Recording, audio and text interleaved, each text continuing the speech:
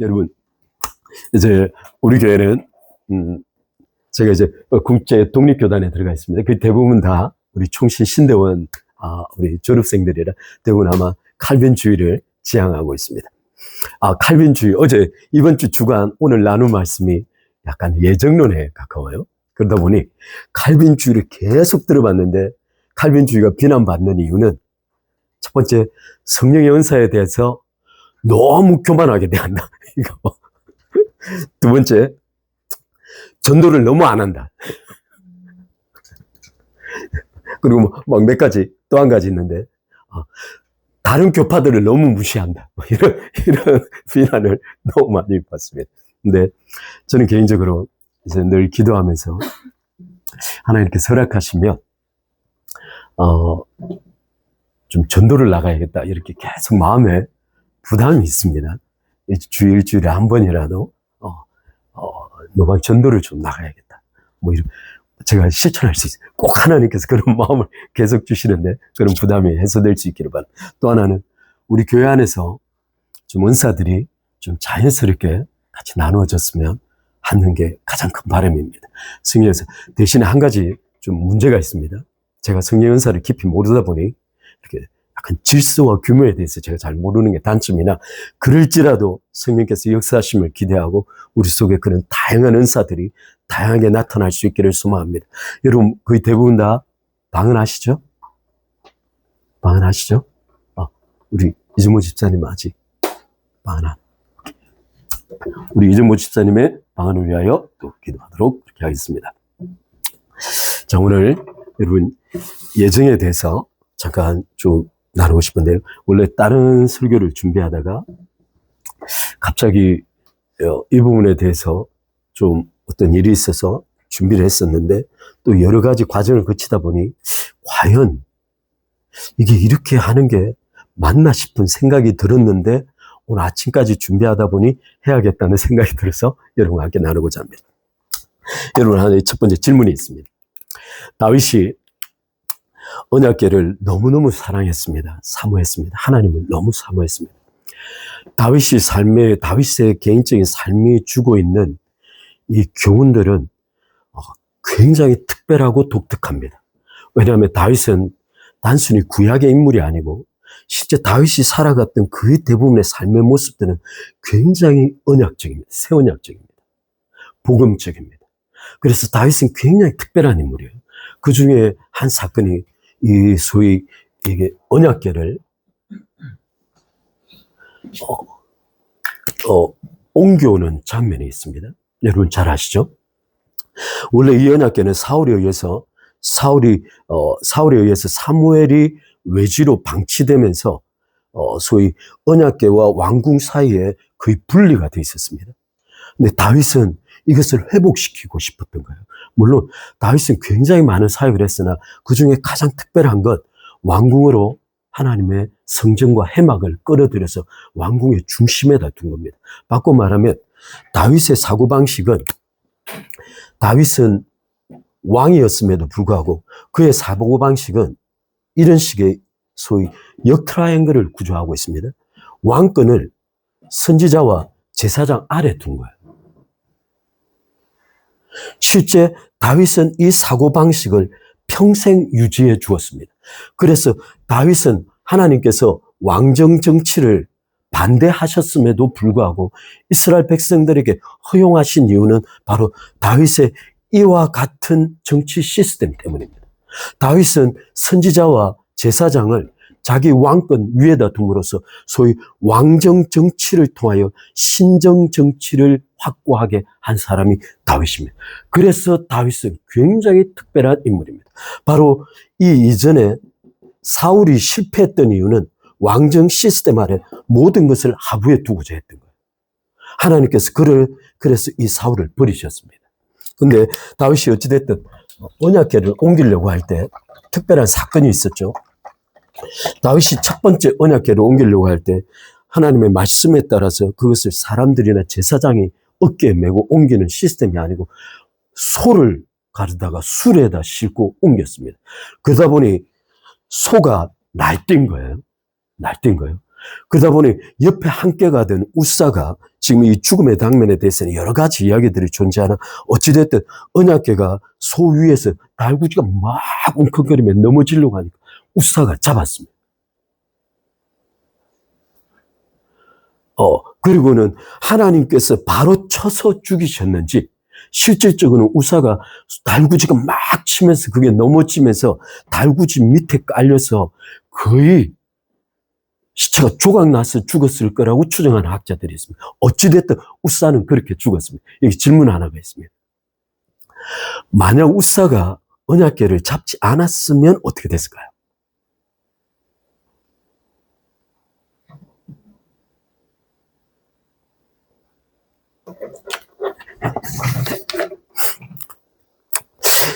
이게 굉장히 어려운 질문입니다. 여러분 아시다시피 원래 엘리 제사장 때 이 언약궤 전쟁에서 블레셋하고 지니까 이스라엘 백성들이 언약궤를 들고 나가서 전쟁에 나갔습니다. 그리고 언약궤가 나오니까 이스라엘 백성들이 흥분해가지고 막 진영에서 막 난리가 나, 환영해서. 그러니까 블레셋 사람들이 이스라엘 진영에서 막 난리가 나니까 블레셋 사람들이 놀란 거예요. 이거 뭐지? 전에도 우리 밥이었는데 무슨 일이 벌어진 거지? 근데 블레셋 사람들이 하는 말이 더 기가 막힙니다. 이스라엘 백성들이 언약궤를 가져왔다는 소식을 듣고 역사를 아는 거죠. 블레셋 사람들의 왕과 장군들이 들어서가지고 그 옛날 고시 때 이스라엘 백성들을 구원했던 언약궤가 들어왔다. 이제는 우리는 더 힘을 내자고. 막 그러면서 블레셋 속에서 또다시 막 힘을 내. 전쟁을 결국에 이스라엘이 졌습니다. 언약궤가 갔습니다. 언약궤가 블레셋 진영에 들어가 있다. 마지막에는 결국에는 블레셋 족 속에 질병이 생기면서 보내오죠. 근데 그 보내온 자리에 정확한 마을 이름은 기억하. 그 언약궤에 그 뚜껑을 연 거예요. 그러고는 그 마을 사람들이 거의 다 몰살했습니다. 바로 그 사건이 다윗 바로 전세대 사울 전세대에 있었던 사건이에요. 근데 지금 우사가 달구지가 막 치니까 언약궤가 휘청휘청 하는 거예요. 근데 우사가 딱 잡았어. 그리고는 우사를 죽이니까 다윗이 뚜껑 열려가지고 야 이건 뭐야? 그리고 언약궤를 치웠죠. 그리고 제가 전에 에돔 그 이름하는 그 사람을 보냈죠. 어찌됐든 이 사건이 들었을 때 만약 우사가 이걸 잡지 않았으면 어떻게 됐을까요?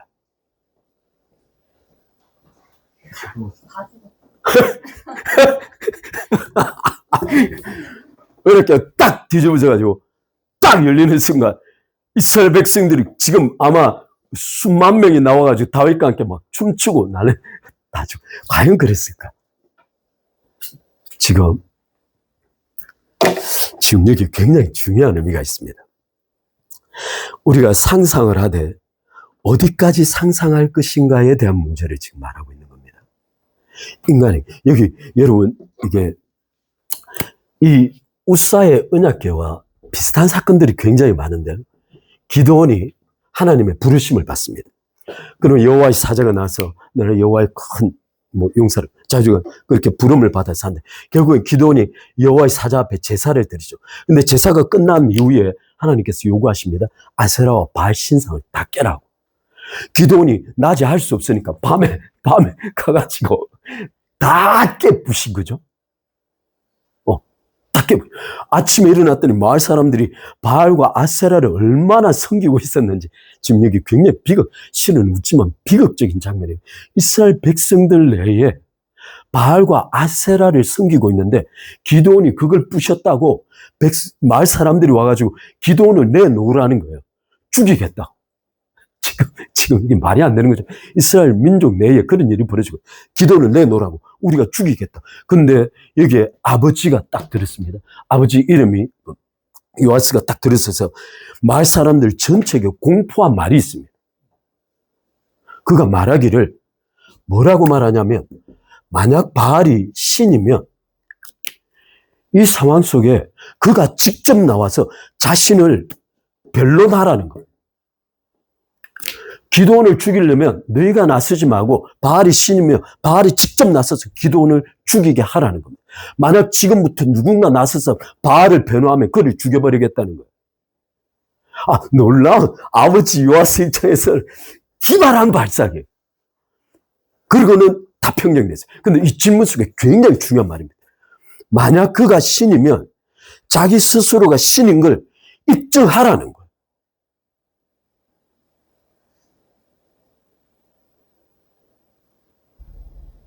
근데 제가 또 다른 사건이 있습니다. 이와 같은 경우가 굉장히 많아서 여러분, 욥과 욥의 세 친구가 있습니다. 여러분 잘 아시다시피 욥은 끝까지 자신의 죄 해결을 거부합니다. 마지막까지 죄 해결을 거부합니다. 욥은 자신이 죄인이 아니라서가 아니라 지금 자신이 맞닥뜨리고 있는 상황과 자신의 내적인 상태가 매칭이 안 돼주는 거예요.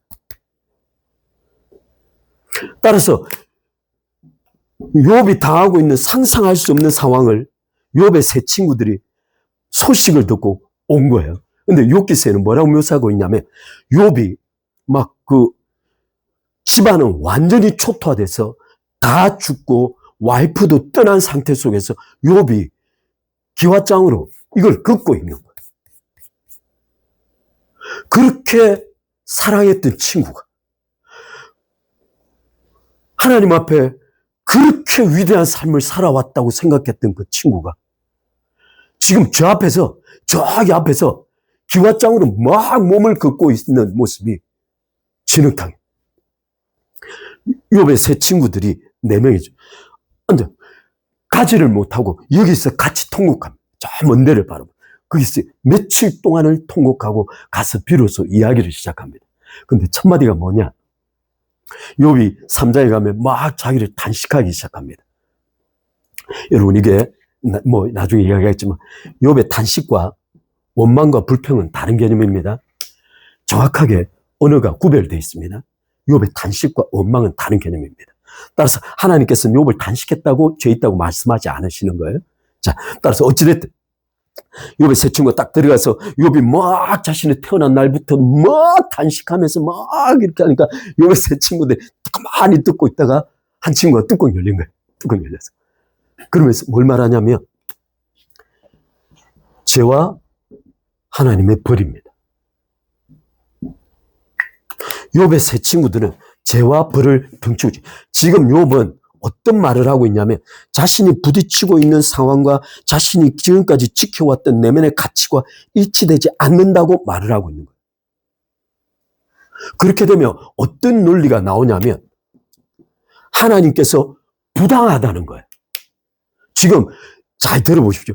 욥의 말은 지금 내가 부딪히고 있는 상황과 내가 지금까지 하나님 앞에 살아왔던 삶 속에 이런 등치 관계가 형성되지 않는다고 지금 말하고 있는 거예요.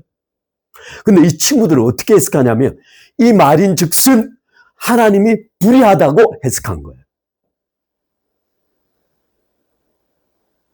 그리고는 세 친구들은 욥을 끝까지 몰아붙입니다.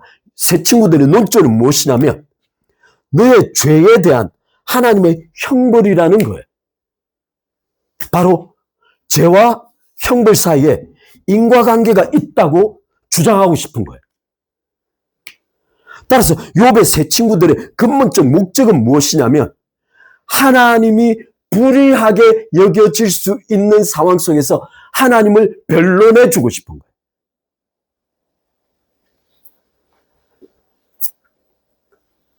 욥의 세 친구들은 결국에 죄와 형벌 사이에는 절대적 인과관계가 있으니 너가 이런 형벌을 당한 것 곧 너가 이런 죄를 지었기 때문이라는.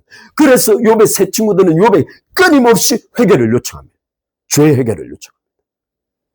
근데 욥은 계속 거부해. 따라서 욥의 생각 속에는 형벌과 죄 사이에 등치 관계가 형성되지 않을 수 있다고 말하고 있는 거예요. 근데 새 친구들은 아니야. 그러면 하나님이 불의하신 거 아니야? 따라서 죄와 형벌 사이에는 반드시 등치 관계가 있어야만 돼. 그래야 하나님이 공의로우시잖아.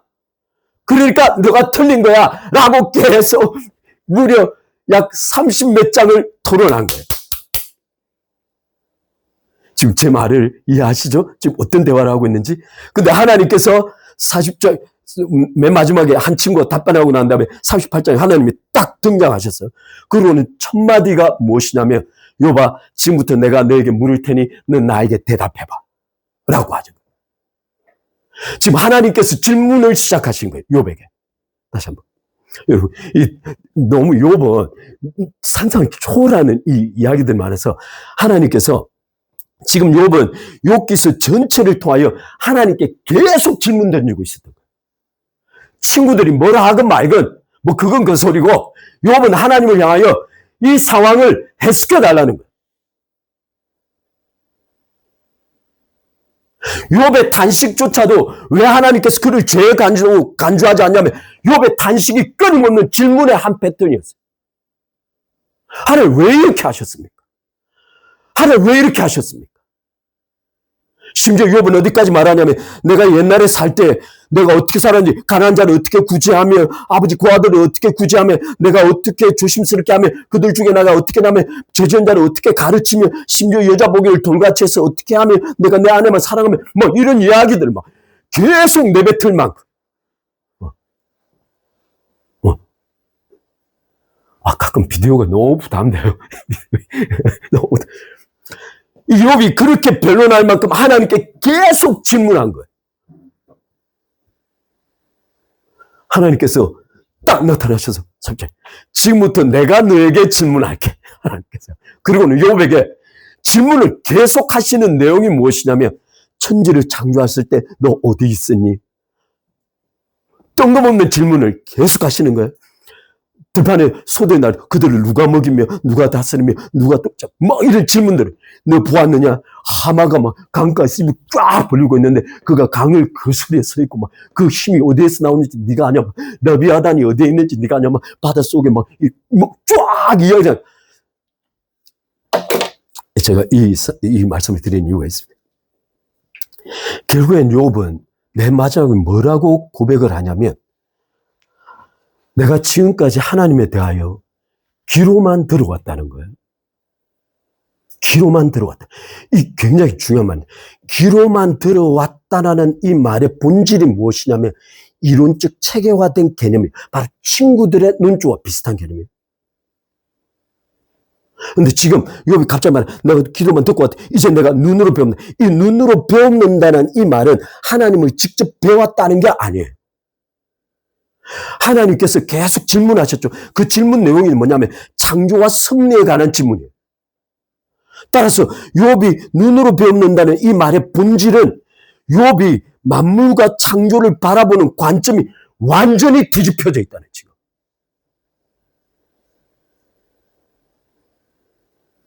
내가 이제 결론 하나. 욥의 세 친구들은 변론하기를 하나님께서 불의할 수 없기에 하나님을 위하여 욥에게 끊임없이 변론해 주고 싶었던 거예요.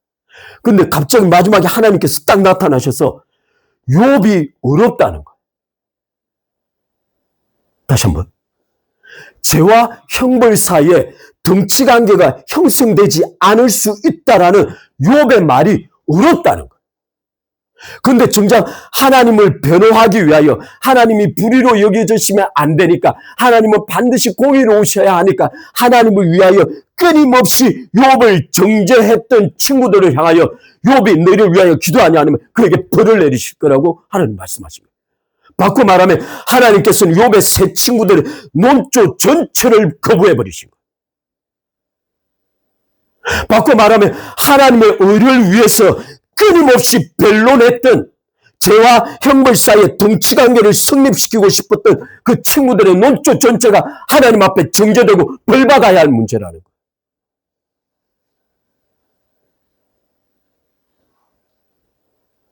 이렇게 굉장히 중요한 논조가 있습니다.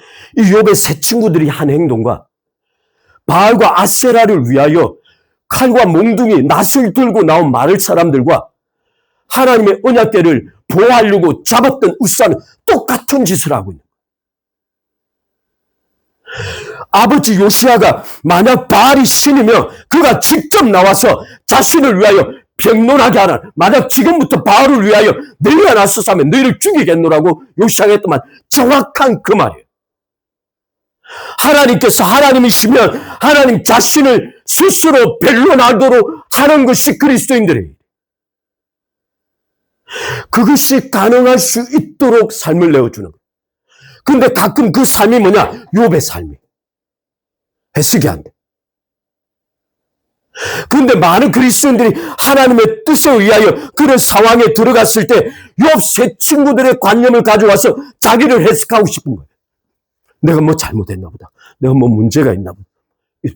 만약 이런 발상을 가져가면 하나님께서 욥을 통하여 한번 생각해 보세요. 하나님 4,000년 전에 홍수가 벌어진 지 약 200~300년밖에 지나지 않았는데 이미 욥기서라는 이 상상을 초월하는 문서가 기록되고 있다. 그 내용의 본질은 무엇이냐면 하나님이 절대 주권을 가지고 움직이신다는 거예요. 따라서 욥의 마지막 결론은 하나님께서 그 무엇을 하시든 하나님께서 하시는 일을 어렵고 공정하시다는 거예요. 여기 말이 중요합니다. 여기 다시 한번. 하나님께서 하시는 모든 일은 어렵고 공정하시는 겁니다. 그런데 어리석은 자들이 이 말을 어떻게 바꾸고 싶어 하냐면 하나님은 하나님이시기에 어렵고 공정해야 한다고 말을 바꾸고 싶은 거예요. 바로 욥의 세 친구들이 했던 말이에요. 하나님이시니 하나님은 공정하고 의로워야 한다고 말하는 거예요. 지금 욥은 그렇지 않을 수 있다고 말하는 거예요. 지금 잘 들어보시고 하나님이시기에 어렵고 공정해야 한다고 말하면 이 어렵고 공정해야 한다는 판단을 누가 하는 거죠? 사람이. 따라서 하나님의 의를 위하여 변론하는 이 세 친구들을 왜 하나님이 정죄하셨냐면 바로 하나님을 극단적으로 신성 모독하고 있기 때문이에요. 자신들의 도덕적 가치를 가져다가 자신의 도덕적 가치와 하나님의 가치 판단이 같아야 된다고 생각하고 있는 거예요. 그래야만 세상을 해석할 수 있다고 생각하는 거예요.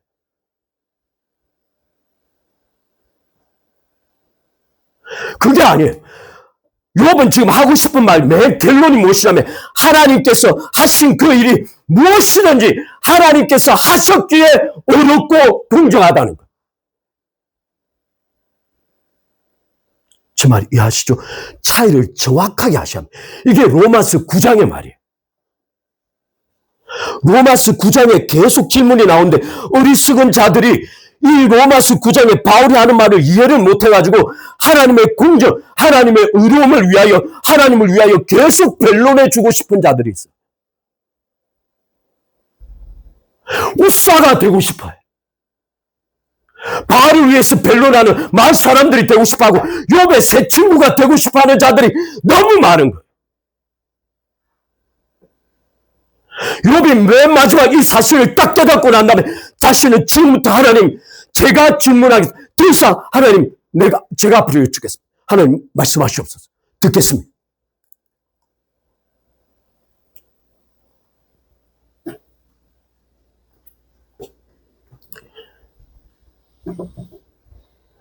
욥의 아마 가장 가슴 아픈 이야기든 제가 봤을 때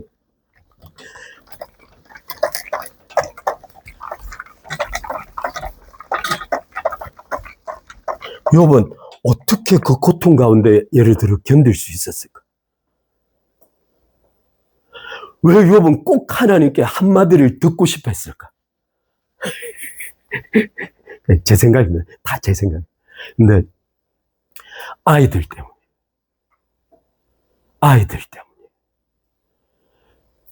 다른 재산이 없어지는 건 아무 상관이 없어.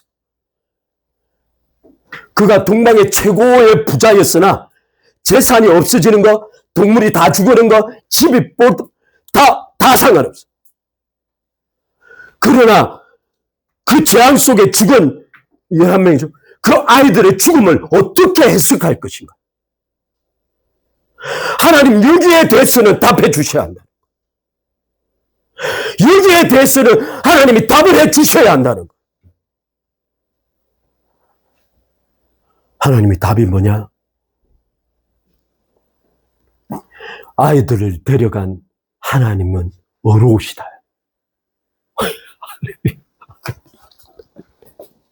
할렐루야. 하나님의 주권 속에 들어가 있는 거예요. 우사가 잡지 않았으면 어떻게 됐을까라는 질문을 멈춰야 할 때가 있는 거예요. 인간은 넘어서지 말아야 할 범위들이 존재해요. 이 모든 어리석음은 인간이 하나님을 변호하기 위하여 자신의 한계를 넘어서는 일이에요. 자신의 한계를 넘어서는 순간 하나님의 영역으로 들어가게 돼요. 그 순간 바로 죽습니다. 제가 오늘 이제 8페이지를 프린트해 왔는데 오늘 한 페이지만 하고 마치겠습니다.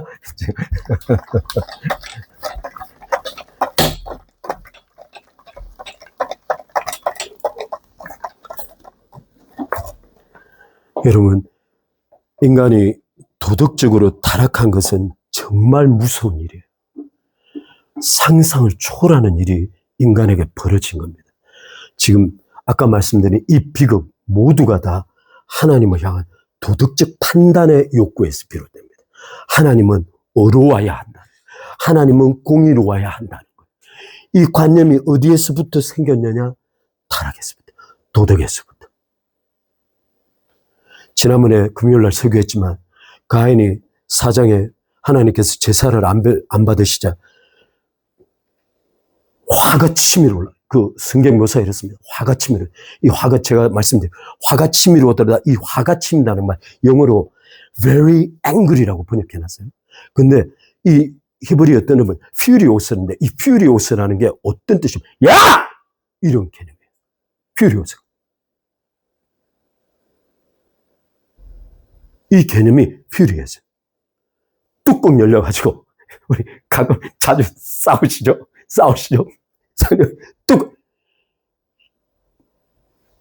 육두 문자가 막 이 시스템이 베레인 거래요. 근데 가인이 얼마만큼 화가 났으면 이 화가 얼굴에 막 열로 치밀어 오르니까 그 다음 구절이 뭐냐면 얼굴에 안색이 변했다. 이 히브리어 단어는 얼굴에 떨어뜨렸다. 하나님 앞에 참아 이걸 보여줄 수 없으니 고개를 숙입니다.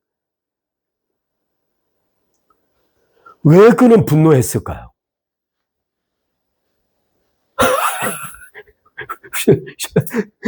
하나님께서 받지 않으셨으면 왜 받지 않으신데 질문이 아니고 뚜껑 열린 거야.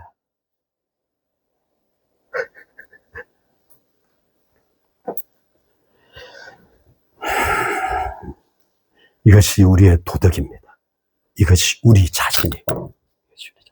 오늘 이제 여기 시간이 가니까 시간이 좀 자, 오늘 이게 예정론에 대하여 원래 예정론은 무엇과 관련되어 있냐면 인간의 자유의지와 관련되어 있습니다.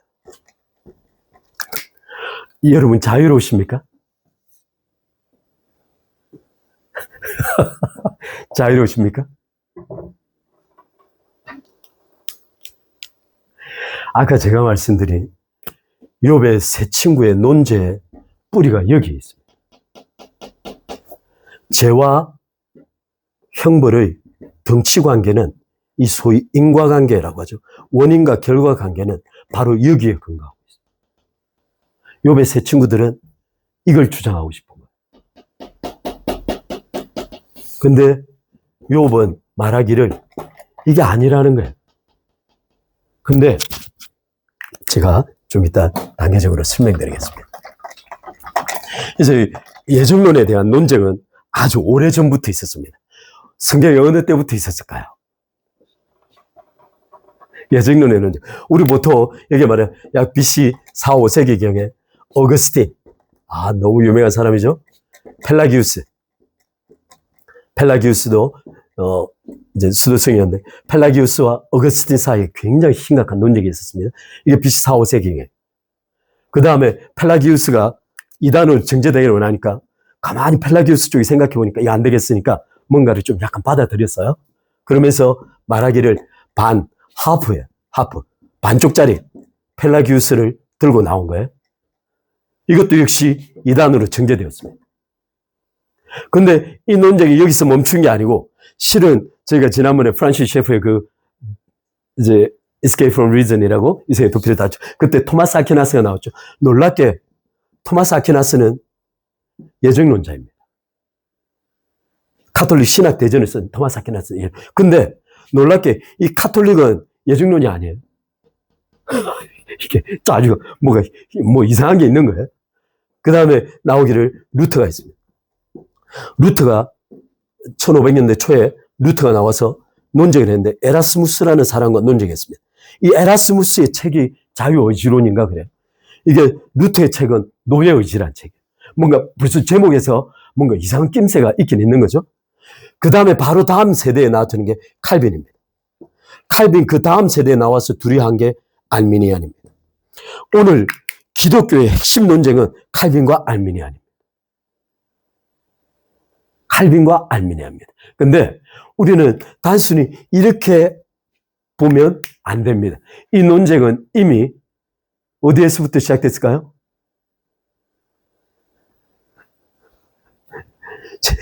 자, 저를 쳐다보니까 로마서 9장 한번 가보겠습니다. 로마서 9장 한번 보겠습니다.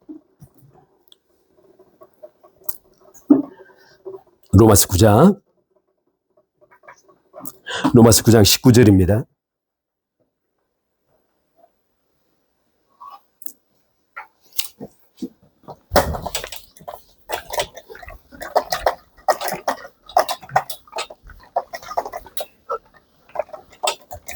로마서 9장 19절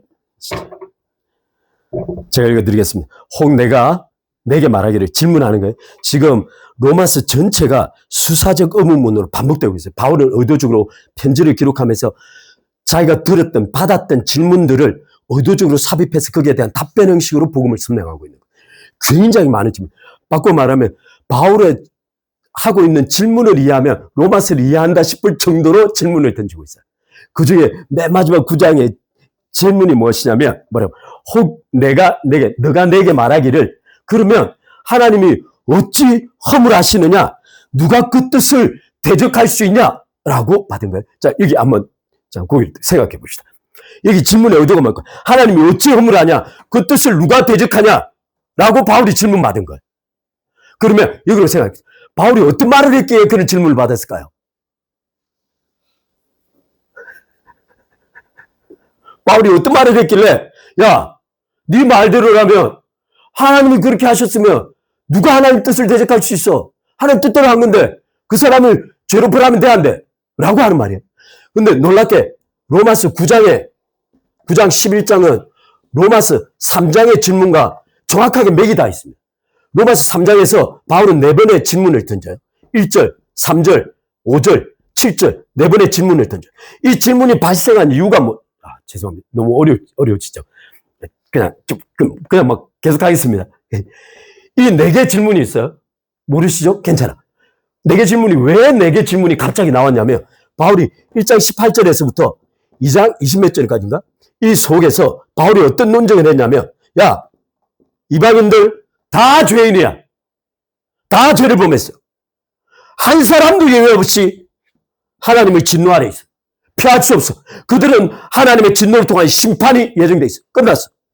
근데 바울이 갑자기 1장이 끝나는데 2장 따들. 그럼 너는 유대인들에게 그럼 너는 이렇게 질문한 게 너는 괜찮을 것 같아? 너는 뭐 율법 가지고 지금 너 괜찮을 것 같아? 그러면서 바울이 유대인들의 죄를 몇 가지 딱 지적하면 야, 유대인 결론은 뭐죠? 너도 똑같아. 이렇게 결론이 딱 난 거야. 야, 너 아브라함의 자손이야? 할례 받았어? 근데 네가 율법을 어겨? 그러면 언약이고 할례고 다 없어. 바울이 딱 선언하고 인간은 모두가 다 죄인이야. 그리고 딱 선언을 하니까 유대인들이 듣고 있다가 네 가지 질문들이 야, 그럼 하나님께서 유대인들에게 왜 율법을 주신 거야? 야, 그럼 유대인으로 살아간다는 게 어떤 유익이 있는 거야? 할례를 왜 하신 거야? 라고 바울이 하는 말이 이게 3장 2절에는 간단하게 가장 최고의 것은 하나님의 말씀을 받은 것이 유대인들의 특권이라 딱 말하고 있었는데 실제로는 9장 5절, 4절, 5절, 6절에서 이 말을 그대로 여러 가지를 나열하고 그 중에 하나가 말씀입니다. 따라서 이 3장의 질문은 9장 11장을 통해서 답변이 되고 있는 것과 똑같은 구조예요. 따라서 이 질문이 던져지는 이유는 바울이 지금 말하고 있는 논리들에 대하여 유대인들이 계속 반박하고 싶은 거예요. 그러면 오늘 9장의 질문 똑같아요. 9장 19절의 질문, 야, 하나님께서 그렇게 결정하셔서, 가령 예를 들어 하나님께서 선하게 쓰는 자도 있고 악하게 쓰는 자도 있어. 하나님께서 선하게 쓰신 자는 귀한 것을 귀하게 만들고, 하나님 긍휼히 할 자는 긍휼히, 강팍히 할 자는 바로 봐봐. 바로 하나님께서 바로를 강팍히 하셨잖아. 하나님께서 하셔. 라고 바울이 말해. 지금 여기 9장은 너무 중요한 장이라 제가 좀 이따 다시 말할게요. 그렇게 하셨더니 갑자기 유대인들이 앉아가지고, 야, 하나님께서 그렇게 결정하셔서 바로가 강팍해졌다면 바로는 하나님의 종이잖아. 바로가 벌 받으면 돼, 안 돼? 라고 지금 반문하고 있는 거예요. 그럼 여기 한 가지. 여러분이 만약 복음을 전하면 바울과 같은 질문을 받아야 합니다. 여러분께서 예정론에 대한 생각을 어떻게 가져야 하냐면 바울과 같은 질문을 받아야 바울이 말하고 있는 예정론을 말하고 있는 거예요. 그러면 달리 말하죠. 여러분의 가치관, 기독교적 사상 속에 바울과 같은 질문을 받을 수 있는 사상이어야 한다는 거예요. 하나님께서 긍휼히 여길 자를 긍휼히 여기고 강팍히 할 자를 강팍히 하셔. 할렐루야. 이게 될까요? 안 될까요? 자, 그러니까 이 사람들이, 야, 하나님께서 불하시면 돼, 안 돼? 바울이 이 질문에 대해서 로마서 3장 5절에 답변을 했어요. 이 질문 속에 또 한 질문이 있습니다. 제가 좀 약간 다르게 말씀드릴게요. 율법을 하나님께서 주신 목적이 뭐죠? 바울은 로마서를 통해서 하나님께서 율법을 주신 목적을 계속 이야기했어요. 그게 뭐죠?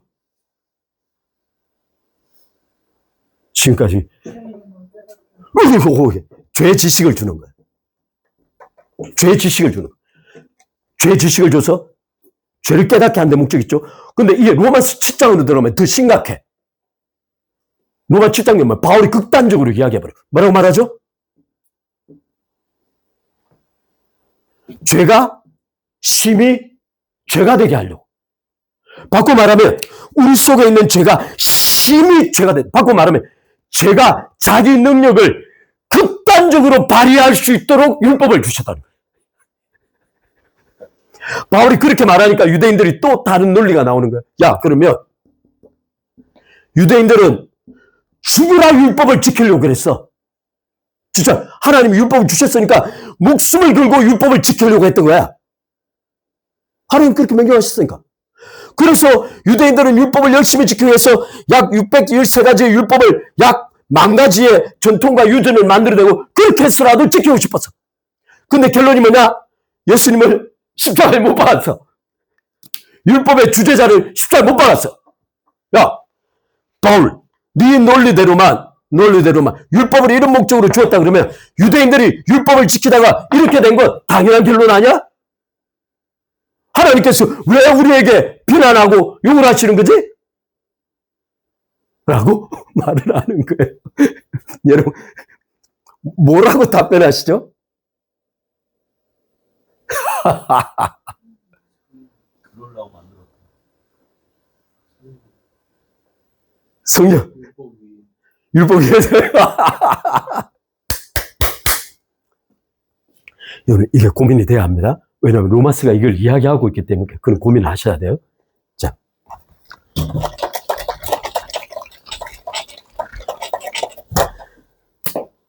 이게 궤변인 이유가 있습니다. 왜 궤변이죠? 하나님께서는 그들 안에 없는 것을 만들어낸 게 아니에요. 하나님께 그들 안에 없는 것을 만들어 넣으신 게 아니에요. 죄가 없는데 죄를 만들어 그들에 넣으시고 율법을 주신 게 아니에요. 그들은 이미 자신들의 죄 때문에 죄인들이에요. 하나님께서 율법을 주신 근본적인 목적은 그들 안에 이미 존재하고 있는 죄를 드러내기 위함. 따라서 그들은 마치 나는 백지 상태, 나는 순수한 상태, 나는 온전한 상태, 나는 완벽한 자유의지를 가지고 있는 상태인데 하나님께서 나에게 율법을 주어 나로 하여금 죄를 짓게 만들어서 결국에 십자가를 못 박게 만들었다고 말하고 싶어하나 이 존재 자체부터가 이미 틀린 거예요.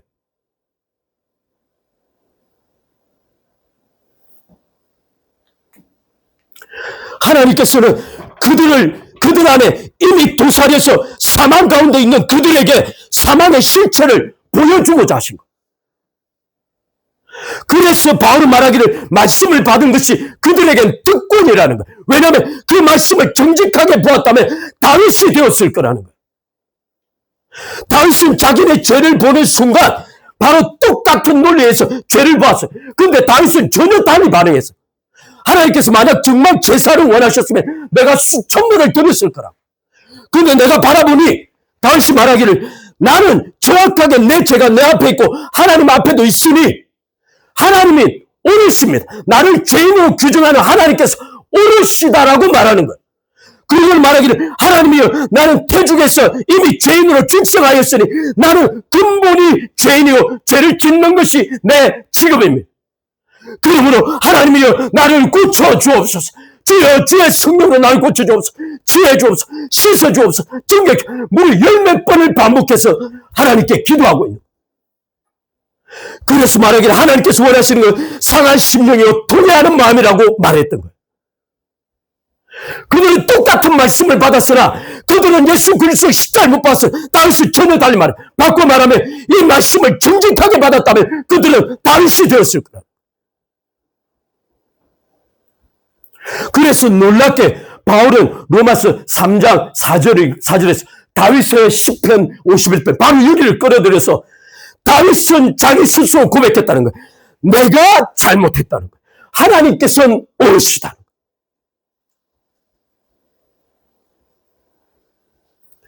거예요. 이 논조가 9장에서 계속 흐르고 있는 거예요.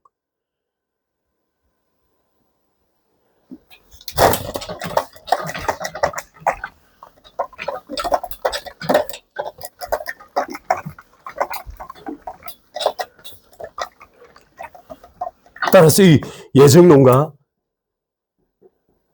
인간의 자유의지의 차이는 이미 로마서 9장에서 와 있는 거예요. 이미 바울의 시대에 이 논쟁이 벌어지고 있는 거예요.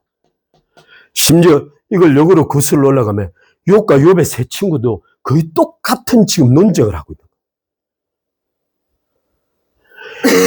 거예요. 이 인간의 자유의지를 주장하고 싶은 자들이 하는 일이 무엇이냐면 하나님께서 공의로우셔야 하니 하나님을 위하여 변론해 주고 싶은 거예요.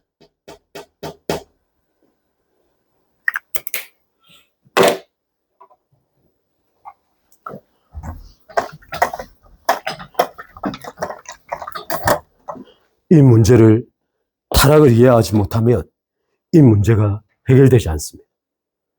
제가 좀 나갈게요. 여기 이제 좀 약간 좀 이제 좀 지식적인 부분을 다루니까 한번 좀 보겠습니다. 여기 가장 유명한 건 루터와 에라스무스의 관계. 물론 칼빈과 알미니아는 시대는 다르나 이 두 가지 5가지 소위 우리 칼빈은 5대 교리, 이쪽 알미니아는 5대 교리가 정확하게 반대. 근데 이게 실질적으로는 루터와 에라스무스의 자유의지의 논란에 있습니다. 이 자유의지의 논란입니다. 아까 말한 대로 에라스무스는 자유의지론을 지었습니다. 소위 인간의 구원에 이게 핵심 논절이 이겁니다. 인간의 구원에 하나님 외에 다른 요소가 영향을 줄 수 있는가의 논쟁이에요. 본질은 이겁니다. 인간의 구원에 하나님 외에 다른 요소들이 영향을 줄 수 있는가 없는가의 논쟁이에요. 따라서 인간의 자유의지를 주장하거나 아르미니안주의적 개념을 모든 자들은 결정적인 순간에 인간이 등장합니다. 오늘 이걸 좀 깊이 다루려고 생각했는데 그건 자체해놓고 루트의 개념 속에 칼빈이나 우리 예정론적 개념 속에 하나님의 인간 구원 속에는 인간이 개입할 여지가 전혀 없습니다. 단 1도 없습니다.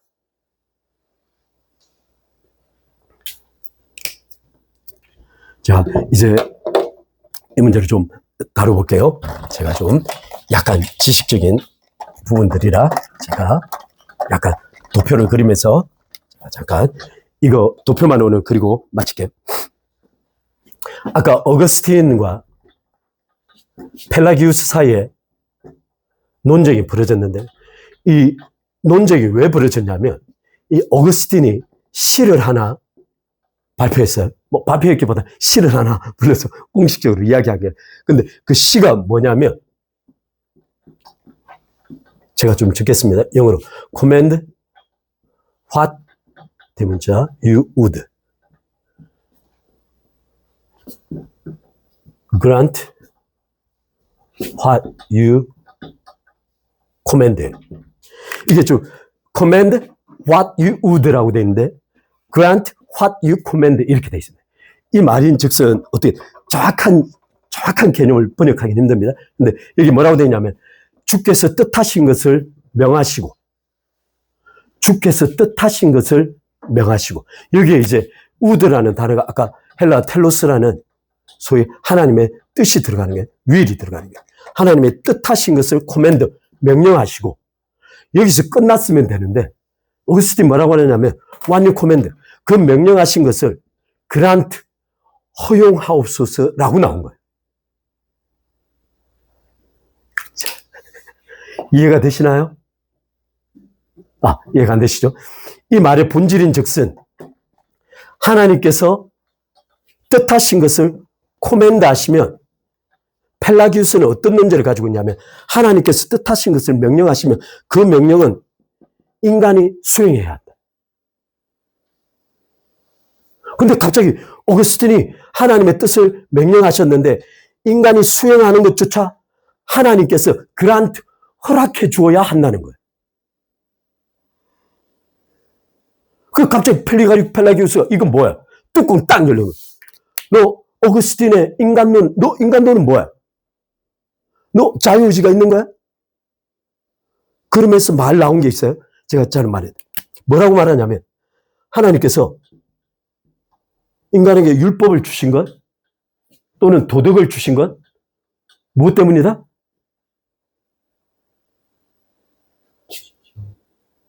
지키라고? 이 사람들 더 나가요. 인간이 지킬 수 있기에 주신 거라. 이 모든 논조가 이게 기초하고 있어요. 물론 알미니안 감에서 계속 변형을 합니다. 그러나 그 근본 뿌리 속에 이것이 자리 잡고 있어요. 이것이 어디에서 온 거냐? 유대교의 사고방식에서 온 겁니다. 율법을 주신 하나님께서는 인간에게 율법을 주셨을 때는 인간이 지킬 수 있기에 주신 거라. 그래서 목숨을 걸고 지켜야 한다. 이와 같은 똑같은 논리 해석이 뭐죠? 가인에게 말하기를 선을 행하면 네가 어찌 낯을 들려면 선을 행하. 그러면서 말해 맨 마지막에 뭐라고 말하죠? 제가 문 앞에 엎드리고 있나? 너는 죄를 다스리는 자가 어느 목사님이 해석하기를 하나님께서 죄를 다스리라고 명령하셨으니 인간은 죄를 다스릴 수 있습니다 라고 말하고 있는 거예요. 그 다음 창세기 4, 5, 6장을 안 읽어본 거죠. 아니 그분은 4, 5, 6, 7, 8, 9를 안 읽어본 거야. 하나님께서 명령하셨으니 인간은 당연히 지킬 수 있기에 명령하셨다라고 해석하는 거예요.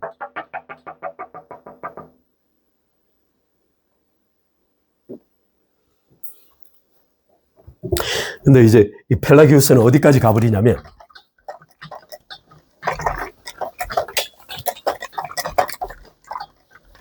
펠라기우스에는 이런 특징이 있습니다. 펠라기우스는 뭐라고 하죠?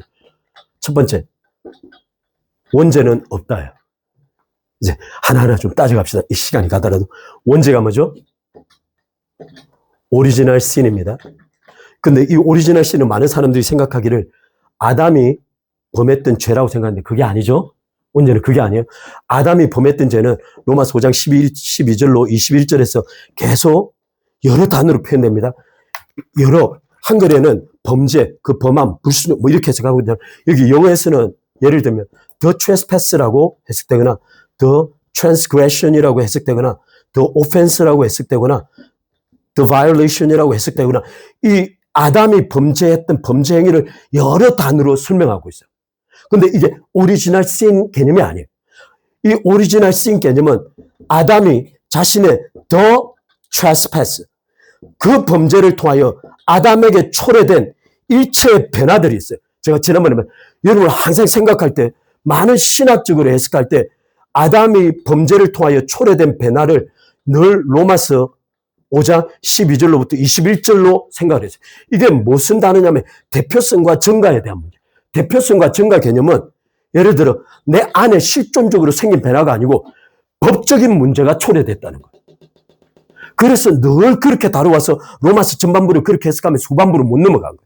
그런데 지난번에 말씀, 아브라함의 죄의 결과는 창세기 3장 7절로 11절에 하나님께서 직접 나타나셔서 말하기를 아담이 나무 뒤에 있으니까 내 어디 있느냐고 물었을 때 내가 하나님을 벗었으므로 두려워하여 숨었나이다. 하나님께서 바로 말씀하시죠. 하나님께 질문하시죠. 너 왜 불순종했어? 라고 말했으면 로마서 5장에 맞아. 이렇게 가요. 그런데 하나님 말씀하시는 뭐라고 말하냐면 내가 너희들은 먹지 말라 그 나무 열매를 먹었느냐고 질문하신 거예요. 바꿔 말하면 아담에게 초래된 자신의 벌거벗음을 깨닫고 자각하고 그것을 통하여 하나님을 두렵게 느끼고 부끄럽게 느끼고 있는 이 관념들 전체가 바로 하나님께서 먹지 말라고 명령한 그 나무 열매에서 비롯됐다는 거예요. 하나님께서 그렇게 말씀하시고 신학자들이 이 단순한 말을 다르게 해석하고 싶은 거예요. 제가 지난번에 말씀드렸죠. 왜 이걸 계속 다르게 해석하고 싶어 하냐면 여러분 생명나무가 있죠? 제가 한번 다시 한 말씀. 생명나무에 생명이 있어요. 인간은 최초 네페시로 창조될 때 자연 생명이 있어요. 하나님께서 자연 생명을 만드시면서 동시에 어떤 생명을 주셨죠? 하나님의 생기를 넣으셨어요. 이거 하나님의 생기를 하나님의 바람, 호흡, 불어 넣으셨다고 해요. 그 불어 넣으심을 통하여. 따라서 최초 인간은 네페시의 자연적 생명과 이 하나님의 생기가 같이 있는 거예요. 그런데 이 생명이 생명나무의 생명과 같은 거다 다른 거다? 많은 사람이 이걸 같은 거라고 보고 싶은 거예요. 그런데 만약 같은 거면 하나님께서 생명나무를 막아서 화형과 두루도는 화형론과 그룹으로 막지 않았을 거예요. 왜냐하면 이미 그 생명 안에 있는데 뭐하게 막는 거예요. 따라서 인간이 가지고 있는 자연적 생명, 하나님의 생기 그 자체와 생명나무가 말하고 있는 그 생명이 다른 거예요. 그런데 사람들이 계속 말하기를 선악을 아는 지식나무의 도덕과 인간이 하나님의 형상 속에 있는 도덕과 이것이 같은 거라고 계속 말하고 싶은 거예요. 이거는 다른데 왜 이거는 같아야 하냐는 거예요.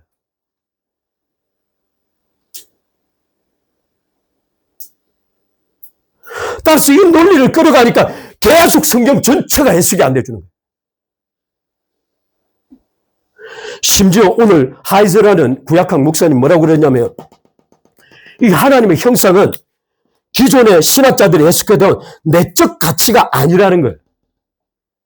여러분 미안하면 신학을 계속 하나님의 형상을 인간의 내적 가치, 인간성, 도덕성, 판단성 또는 사랑, 이해, 개념, 관념, 인격, 이해 뭐 이런 것들을 쭉 따져와서 하나님의 형상으로 그게 아니라는 거예요. 구약학자.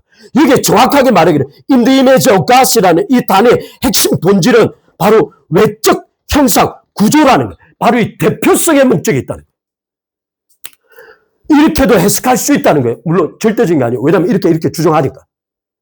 그러나 중요한 문제는 이 선악을 아는 지식과 인간이 최초의 소위 신학자들이 주장하고 있는 도덕에 대한 문제가 같은 거라면 왜 하나님께서 금지했을까? 이미 도덕적인데. 그러다 보니 명령으로만 해석하고 싶은 거예요.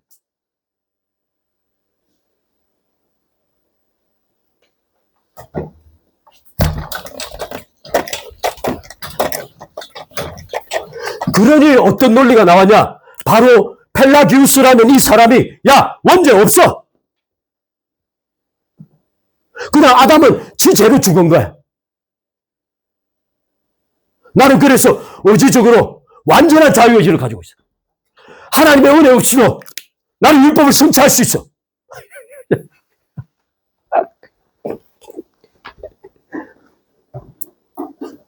결론이 뭐다? 성경을 안 읽었다.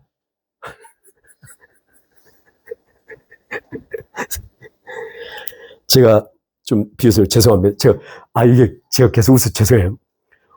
존 바이블 목사님이 너무 특별한 말씀을 하셔가지고, C.S. 루이스가 소위 이쪽 영역에 인간의 자유의지를 주장하는 거예요.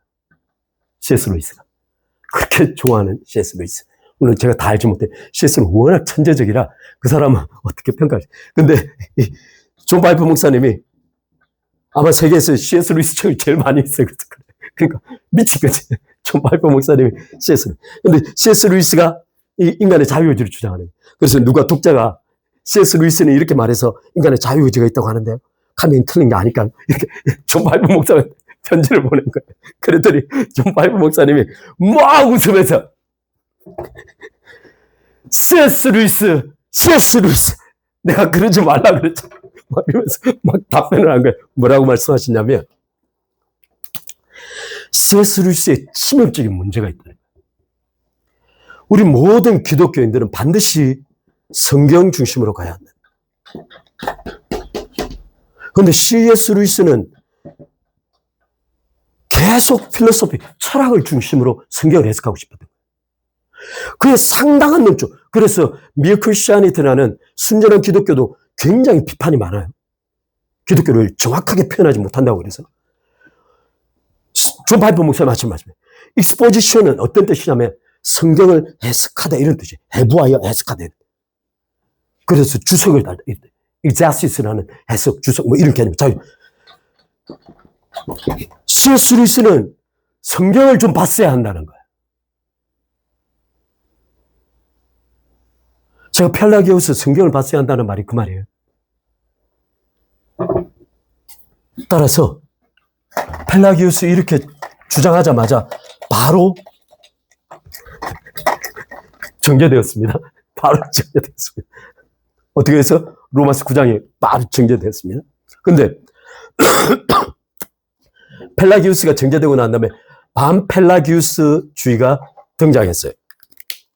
이 사람들이 가만히 생각해 보니 아까 말한 대로 제가 좀 보고 들어가겠습니다. 자, 좋아.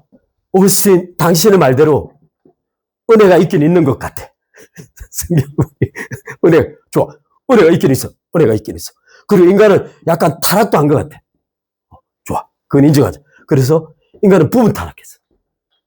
근데 하나님의 은혜도 있는 것 같아. 근데 여기 문제가 뭐냐면 인간 구원에 있어 하나님의 은혜보다 인간의 도덕적 선택이 먼저라는 거예요. 무슨 선택이 먼저다?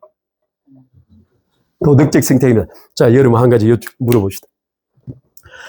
아까 그 창세기 3장 7절로 11절에 도덕의 로의 타락을 정확하게 개념적으로 이야기하면 이런 도덕에 대한 이야기는 아예 구원에 등장할 수 없어요.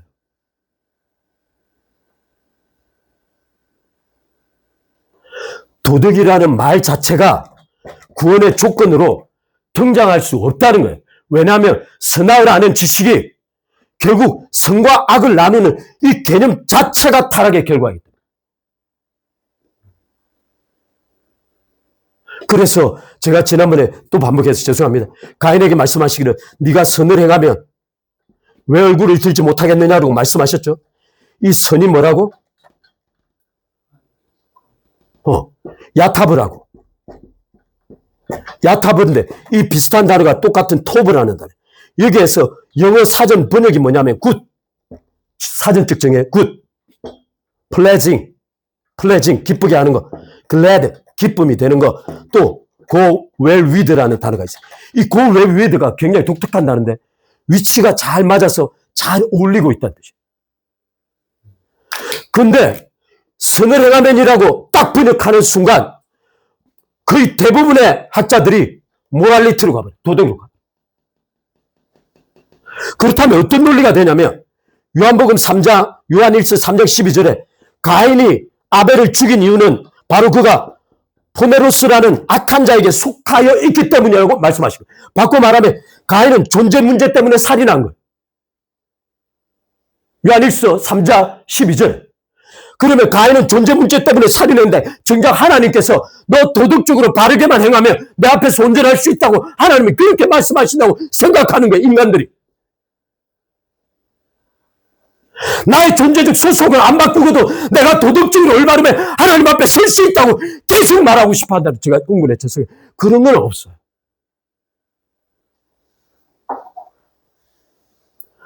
이 야타브와 토브라는 이 단어를 제가 지난번에 말씀드렸죠.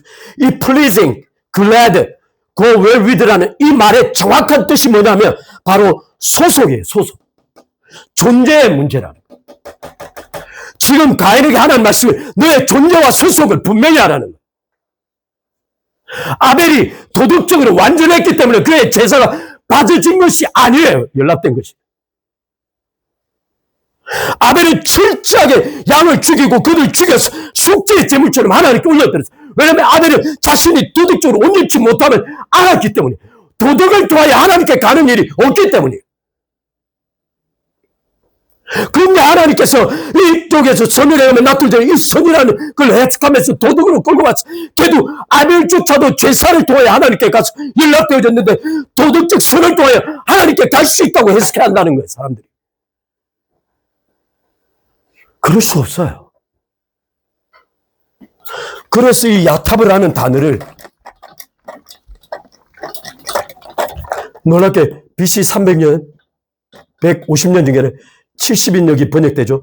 히브리언 학자들이에요. 히브리 학자들. 그 당시에 알렉산드리아에서 왕이 히브리 학자들을 불러 모았어요. 자기 돈 다 털어가지고 야, 다 와. 지금부터 구약 성경을 헬라어로 번역해. 왜냐하면 히브리어조차도 없어지고 있으니까. 바벨론에서 왔던 사람들이 아람어를 사용하고 이미 고토에 있던 자들은 너무 많이 썰물처럼 히브리어가 거의 죽어버린 상태 속에서 헬라어로 번역해야 돼. 그 당시 로마 공통어로 번역하는 거예요. 그리스, 로마. 그 번역을 시작하는데 최고의 학자들을 끌어모았어요. 그런데 그 학자들이 뭐라고 여기 선을 행하면을 번역했냐면 바른 제사를 드리면. 따라서 이 야타브라는 이 단어는 도덕적 모랄리티에 대한 개념이 아니고 소위 히브리적 사고를 말하는, 히브리적 사고 속에 이 야타브는 도덕적 선이 아니고 제사인 거예요. 제사. 예배인 거예요. 이것을 똑같이 어디가 변명해 주겠냐면 야사리 책이 있어요. 이 야사리 책은 고대 이스라엘 백성들의 시와 여러 작품들을 모아놓은 책. 이 야사리 책도 역시 이 부분을 거의 똑같이 4장 4절에도 그가 가인이 아벨보다 너무 못한 예배를 제사를 드렸다 이렇게 볼게요. 따라서 히브리인들의 사고 구조 속에 이 야타브가 도덕적 선의 개념이 아니고 제사라는 개념이에요. 그런데 많은 오늘날 학자들과 설교자들이 이걸 다 빼고 싶어요. 제사는 상관없어. 뭘 드려도 상관없어. 곡식을 드린 거 괜찮아. 뭐 아벨도 그것도 뭐 괜찮지. 라고. 근데 히브리 사람들은 이렇게 생각하고 있다는 거예요. 결국 그의 삶은 하나님의 관계가 결정한다는 뜻이에요. 지금 아까 말씀드린 가인에게 관계를 회복할 것을 요구하시고 죄를 다스리는 자가 되라고 말씀하셨으나 정확하게 바로 그 뒷부분에 에녹성을 만들어요. 지난번에 말씀드린 에녹성 어떤 성? 하나님의 부재의 시공간을 만들어낸 거예요. 가인이 땅을 유리하는 자라가 되라고. 왜냐하면 땅이 피를 흘렸기에 땅이 저주를 받았으니 더 이상 너에게 소출을 내지 아니할 것이니 너는 땅을 돌아 유리하는 자라가 된다. 가인이 그 말씀 무시하고 에녹성에 정착하고 하나님 부재의 시공간을 만들고 자기 자손들 전체에게 하나님 없는 삶의 라이프 스타일을 만들어낸 거예요. 이것이 정확하게 약 1000년이 지난 다음에 대홍수로 다 끝난 거예요.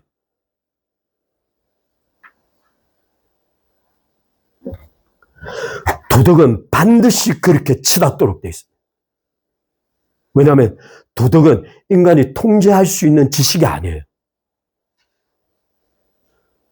또 칸트 이야기하면 또 1시간 가니까 놔두고 도덕은 인간이 통제할 수 있는 지식이 아닙니다. 따라서 성경을 이렇게 해석하는 사람들의 안타까운 건 끊임없이 어떤 논리냐면 유대인들이 율법을 주셨으니 지킬 수 있다. 죄를 다스리라고 명령하셨으니 죄를 다스려야 한다. 라고 생각하는 거예요. 인간에게 자유의지를 주셨으니 반드시 독립적이고 개별적이어야 한다. 지금 어떤 논리냐면 아르미니안주의 핵심이 이거예요. 인간의 자유의지가 반드시 지켜져야 한다. 그래야 인간이 책임질 수 있다는 거예요. 여러분, 하나님께서 율법을 주셔서 반드시 지켜야 한다? 이게 유대인들의 사고방식이에요. 성경은 뭐라고 말하죠? 율법 지킬 수 없다. 죄를 다스린다? 죄를 다스려야 한다? 못 다스린다. 인간의 자유의지는 어떤 거다? 인간의 자유의지의 가장 프리덤에 대한 가장 사악한 해석이 있어요. 제가 이거 좀 설명하고 마칠게요. 이 자유에 대한 근본적 개념이 지난번에 말씀드렸죠. 자유를 좀 설명드리고 마치겠습니다. 오토노미라고 하는 이 자율이라는 개념은 오토노미가 뭐죠? 지난번에 말씀드렸죠. 자기 자신에게 법이 되는 상태. 존재 방식, 목적을 내가 결정했다. 내가 결정해야 한다. 내가 결정해야 한다. 나는 내 거다. 모두가 다 죄예요. 모두가 다 죄야. 나는 내 거야. 그러니 나의 운명은 내가 결정해야 해. 인간은 자유의지를 가졌기에 인간의 운명은 책임질 수 있는 결정이 이루어져야만 해. 그러니 하나님께서 일방적으로 개입하는 건 하나님의 공의에 맞지 않아. 제가 죄송한데 다 헛소리예요. 이 자유는 자유는 어떻게 나요? 자유는 소속에 의한 자발적 행동을 자유라고 불러요. 이게 고전적 의미에서 자유예요. 소속에 의한 자발적 행동을 자유라고 불러요. 오토노미가 아닌 거예요. 그런데 어느 때 이게 갑자기 자유가 자율로 둔갑했냐면 바로 칸트와 루소 때문이에요. 칸트, 루소. 어떤 일이 있었냐면 과학주의, 계몽주의, 과학주의가 들었으면서 소위 지난번에 이건 좀 복잡해요. 이 토마스 아퀴나스가 상층부와 하층부를 나눈 거죠. 상층부, 하층. 이건 하나님의 그레이스. 이건 네이처, 자연이 지배하는 이 두 영역을 토마스 아퀴나스가 안타깝게 나눠버렸어요. 어떤 일이 벌어졌냐. 나중에 쭉 지나가다 보니 과학이 하부에 들어선 거예요. 물질을 관할하는 지식구조. 오늘날 아인슈타인, 양자역학, 고전물리학 이 개념이 다 이 과학에서 비롯됐는데 이 과학의 바탕은 뭐냐면 철저한 인과율이에요. 인과율. 그래서 아인슈타인은 고연역학을 맨 마지막 특수상대에서는 말을 밥하고 뭐라 그랬냐면 만물의 모든 것을 해석할 수 있게 되었다라고 했어요. 아인슈타인. 유대인임에도 법칙을 통하여 만물의 모든 것을 해석할 수 있다. 따라서 신은 존재하지 않는다. 우리에게 주어진 신은 우주 만물의 조화이다. 왜냐하면 그게 물리법칙의 끝장이거든. 물리법칙의 절정이 조화예요. 따라서 조화야말로 우리의 신이다. 아인슈타인이 그렇게 말했어요. 근데 바로 그 말을 하고 얼마 안 지나서 뭐가 등장했죠? 갑자기 양자역학이 등장. 미시세계, 원자세계, 양자역학의 본질이 무엇이냐면 여러분 아시죠? 불확정성의 원리예요. 불확정성의 원리. 이 아인슈타인이 다 확정됐어. 다 해석할 수 있어. 신 필요 없어. 딱 주장했는데 불과 몇 년 사이에 갑자기 어느 젊은 사람이 와가지고 이상한 논리를 폈는데 양자역학이 됐냐면 불확정성 원리. 불확정성의 핵심 뭐다? 우리는 모른다요. 알 수 없다. 아인슈타인이 목숨 걸고 양자역학 실했어요. 죽을 때까지. 근데 놀랍게 양자역학이 우리는 알 수 없다라는 것이 과학적으로 입증된, 우리는 알 수 없다가 과학적으로 입증됩니다. 약간. 그런데 양자역학이 들어서기 전에 과학주의가 들어선 거야. 안타깝게. 그러니까 과학이 원인과 결과로 다 해석할 수 있어. 이 과학주의가 어디로 끌어올려 가려면 바로 그래서 하나님의 은혜와 인간 속으로 이 기계적인 인과율을 끌어들이고 싶었던 거야. 과학주의가 막 쳐들어오니까 이 철학자들이나 이런 문학, 예술하는 사람들이 뚜껑 열리고, 야, 만약 과학이 들어와서 인과율에 인간을 지배를 받아? 그럼 인간의 의식이 원인과 결과를 기계적으로 가지고 있다고? 그럴 수 없잖아. 그래서 루소 옷 벗고 다닌 거야. 난 자유야! 난 자유. 내 삶은 내가 정해. 나는 자유야. 나 건드리지 마. 나는 무엇이든지 내 마음대로 할 거야. 내 주인은 나야. 오토노미가 비로소 공식적으로 등장한 거야. 그것을 철학의 이론적으로 뒷받침한 사람이 바로 칸트예요. 실천이 있어 순수이성을 통하여 신은 알 수 없다. 그러나 실천이 이성을 통하여 신은 요청된다. 칸트도 뭐? 도덕을 통하여 과학을 막고 싶은 거예요.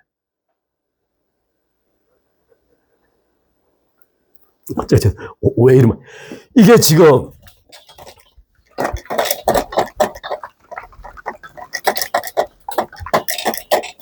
사람들이 정말 어리석은 건 여러분 여기 하나님께서 자유의지를 주셨으니 인간은 독립적이어야 한다. 이 주장 있죠?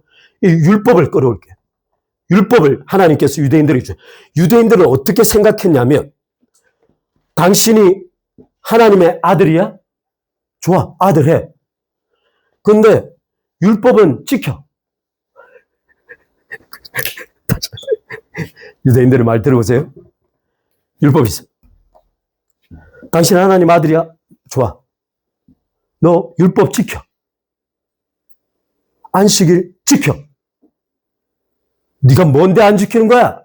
라고 말하는 거예요. 이 말의 본질은 무엇이냐면 신조차도 율법 아래로 들어오라는 거예요. 신!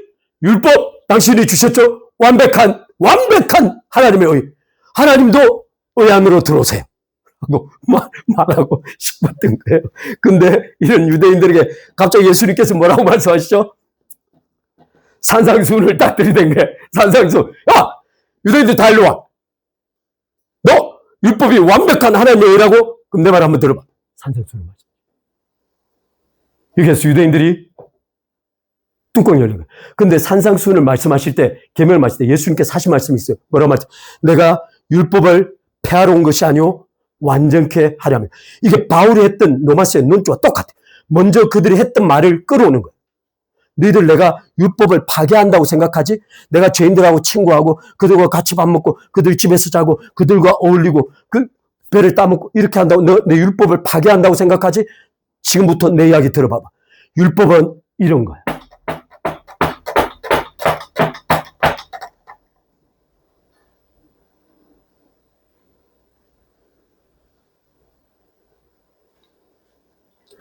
유대인들의 패망할 수밖에 없는 이유는 이 율법을 주신 것들을 지키기 위하여 주셨다고 생각하는 것과 동시에 율법은 완벽한 것이라고 생각했고 그래서 하나님조차 율법 아래 들어오라는 거예요. 이 논리가 어디에 똑같이 존재하냐면 여기 자유의지에 제가 율법과 자유의지의 개념이 똑같은 거예요. 율법을 주셨으니 율법은 완전하고 지키라고 주셨으니 지킬 수 있고 그래서 율법의 구조 속에 하나님도 들어오라는 거예요. 자유의지를 주셨으니 인간은 도덕적 자유, 선택적 자유를 가지고 있어요. 이 자유를 완벽하게 실현해야만 해. 그래야 책임질 수 있어요. 하나님조차 이 자유를 인정하라는 거예요.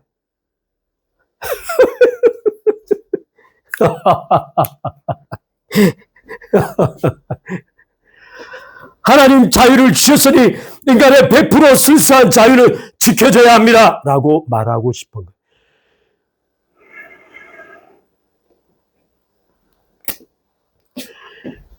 결국 이 비극은 율법을 주신 하나님의 의도에 대한 비극이에요. 이 자유의지는 100% 허공에서 생긴 게 아니에요. 자유의지가 뭐죠? 하나님의 창조물이에요. 자유의지 자체가 하나님의 창조물이에요. 자유의지의 인간적인 가장 사악한 정의가 무엇이냐면 이 자유는 외적 일체 요소로부터 독립적이어야 한다. 가장 악랄한 철학적 거짓말이에요. 자유는 일체 외적 요소, 심지어 나의 기질, 나의 성향, 내가 좋아하는 것들로부터 완전히 독립적이야. 있을 수 없는 자유의 의지 탄생 자체가 하나님의 개입에 의해 발생.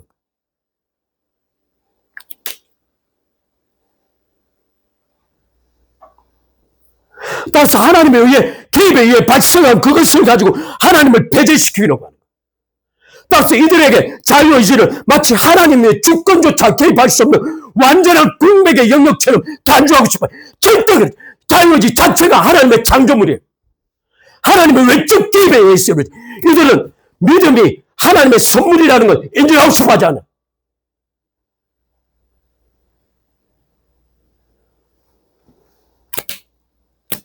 하나님께서는 자유의지를 창조를 통해 주셨듯이 하나님께서는 재창조를 통해 우리에게 믿음을 주신 거예요.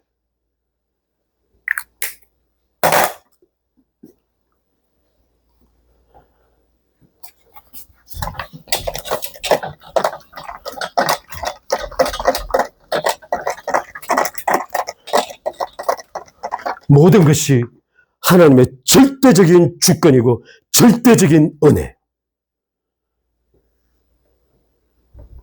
제가 마지막 한 부분만 좀 하고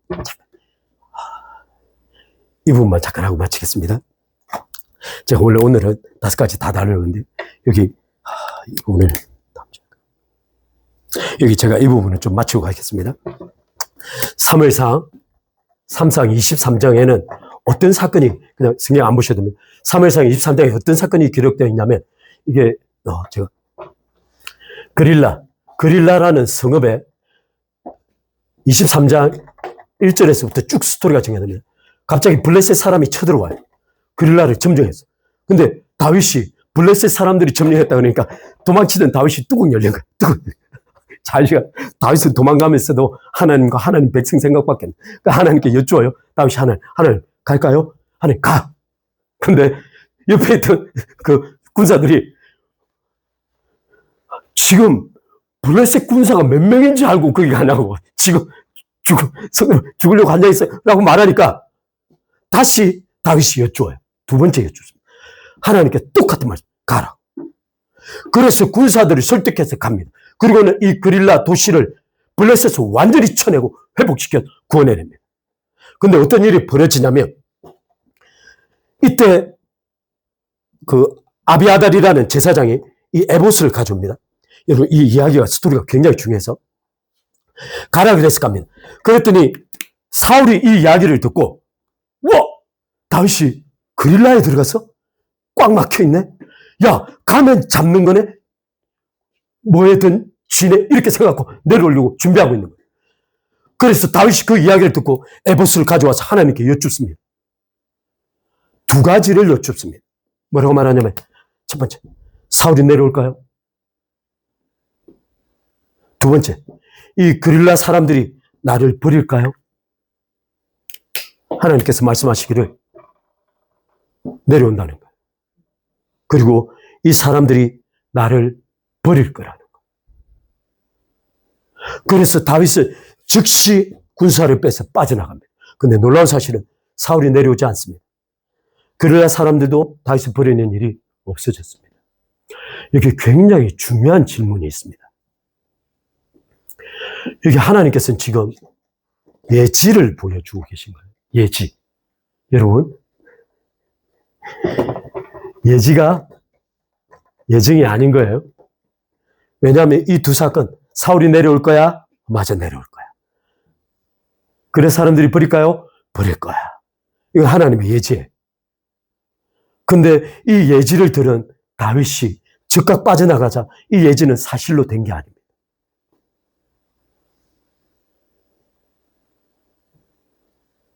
그럼 여기 중요한 질문들이 있습니다.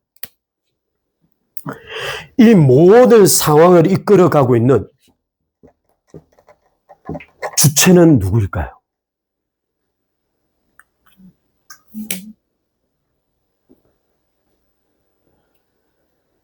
다윗이 사랑한 하나님입니다.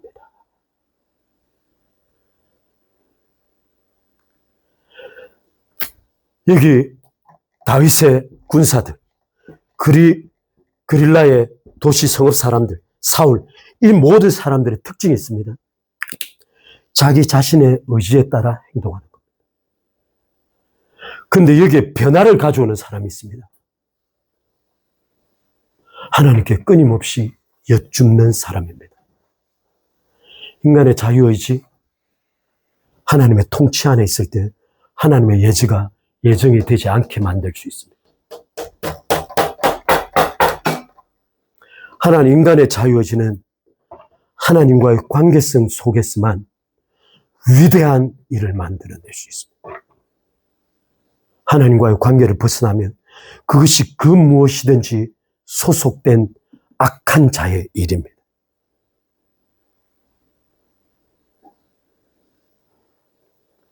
따라서 여러분 또 한 가지 묻을게요. 다윗과 성령 하나님께서 함께 사회를 한 겁니다. 근데 다윗이 주인공일까요? 아닙니다. 다윗이 목동 생활할 때부터 성령 하나님께서 그를 가까이 하셨습니다. 그래서 다윗은 어려서부터 성령 하나님을 사랑했습니다. 다윗은 끊임없이 성령 하나님과 함께 다녔습니다. 그래서 그는 언제든지 성령 하나님께 여쭈었습니다. 그리고 그 성령 하나님께서는 다윗에게 끊임없이 답변하셨습니다. 그것이 다윗의 개인을 바꾸고 이스라엘의 역사를 바꾸고 인류의 역사를 바꾼 겁니다. 하나님께서. 할렐루야. 하나님과의 관계성 속에서만 인간의 자유의지는 의미가 있습니다. 자, 오늘 복잡한 이야기들을 끝까지 들어주셔서 감사합니다. 제가 잠깐 기도하고 마치겠습니다.